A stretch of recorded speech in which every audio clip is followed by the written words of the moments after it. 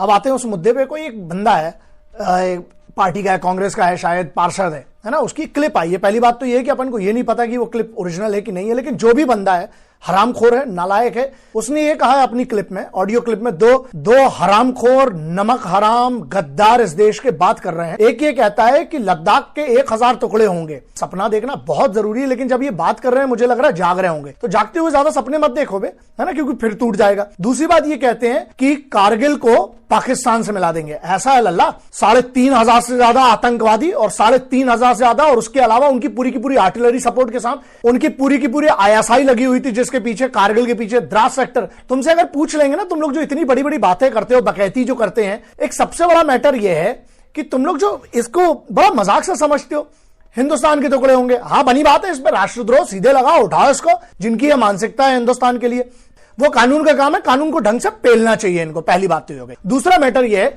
तुम कारगिल को मिलाने की बात कर रहे हो। ये जो दिखाई है ना फोटो, ये है कारगिल कलश। इसमें कारगिल के शहीदों की, उनकी राख है, मेरे घर में पूजा की जगह पर रखा जाता है। और रही बात चीनियों की, मैं यही करता हूं, छोटे छोटे मुद्दे हो जाते हैं, तो जो मेन मुद्दा है ना अपना चाइना, उससे नहीं भटकना है। उस पर बहुत तैयारी से आऊंगा, 4 दिन और रुको, 4-5 दिन, पूरा 62 का भी नहीं और पीछे जा रहा हूं मैं, उस पर करेंगे अपन पूरी बात। ये बकैतियां चल रही हैं, जो ये बड़ी बड़ी बात कर रहे हैं। देखो, फौजी अगर जनरल साहब हैं, वो लोग बात करते हैं तो बात समझ में आती है। ऐसे ऐसे लोग, अब तुम लोग फौज की स्ट्रेटजी की बात कर रहे हो, सुन के हंसी सी भी आती है। किस टाइप की बातें हैं बे, और किस टाइप की बातें कर रहे हो आप लोग? मतलब आप अब हिंदुस्तानी फौज को बताएंगे, Indian armed forces, army, navy, air force को अब आप बताएंगे कि उनको क्या करना चाहिए?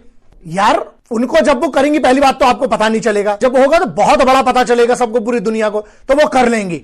आपको लगता है शहादतें वेस्ट जाएंगी? मजाक नहीं है साहब। आप तो बाहर वाले हो तो आपको बुरा लग रहा है। जिनके बेटे और भाई और जिनका खुद का, जिनकी कमांड के अंदर का बच्चा गया, जिसका CO साहब गया, या जितने भी जवान गए, मजाक लगता है आपको?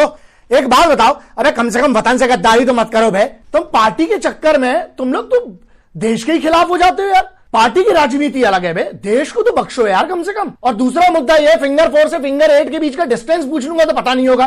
कारू कहां, ये नहीं पता होगा। तो मैं 3 टिप के बारे में पूछ लूंगा, पता नहीं होगा। 15 कोर कहां पर है, वो पता नहीं होगा। फिंगर 4 के पीछे पोस्ट है कि नहीं है, वो तुमको पता नहीं होगा। फिंगर 4 से लेके 8 के बाद कोई चाइनीज पोस्ट है, वो भी नहीं पता होगा तुमको। यार, जो करना है आप लोगों को, आपका धंधा है राजनीति, करिए। फौज को उससे बाहर रखिए अपनी राजनीति से। इंडियन आर्म्ड फोर्सेस को उनका काम बहुत अच्छे से आता है और वो करते आई हैं। चाइनीज आर्मी को डील कर लिया जाएगा, आप लोग उसकी चिंता बिल्कुल मत करो, ठीक है। लेकिन मुद्दा आता है, जो ये देश के अंदर बैठे हुए गद्दार है ना, ये मालूम है कौन लोग हैं? जो बात करते हैं कि लद्दाख के 1000 टुकड़े होंगे। बेवकूफ, तुम कहते हो कि कारगिल को पाकिस्तान से मिला दो, तुमसे बड़े, बहुत बड़े चमन, बहुत बड़े तुम हो, समझ गए ना? बड़ी वाली गाली चुन लो अपने लिए खुद।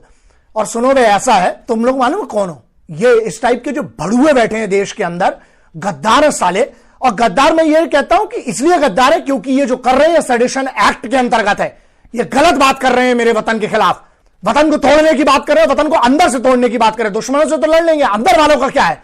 और दूसरा एक बहुत बड़ा मैटर, ये वो कुत्ते हैं साले जो गाड़ी के पीछे दौड़ सकते हैं, लेकिन चाबी जब तुम दे दोगे तो चलाते नहीं बनती इनसे। तो ध्यान रखना, और इन हरामखोरों से, इन सालों से बहुत सतर्क रहिए। और अपने देश को यह देखिए कि हम कानून ऐसे क्यों ना बनाए तगड़े, जिसके खिलाफ बोलना है। तुम्हें भारत के प्रधानमंत्री के बारे में कुछ बोलना है, बोलो, हमें घंट फर्क नहीं पड़ता है। जहां तक कि तुम्हें आर्टिकल 19 में छूटे, तुम बोल सकते हो। लेकिन तुम हिंदुस्तान की एकता, अखंडता और सिक्योरिटी फोर्सेस, भारत की इन 3 चीजों से अलग रहना, ध्यान रखना। ये राजनीति इससे बाहर रखिए आप लोग। बाकी तुम लोग को जो करना है करो।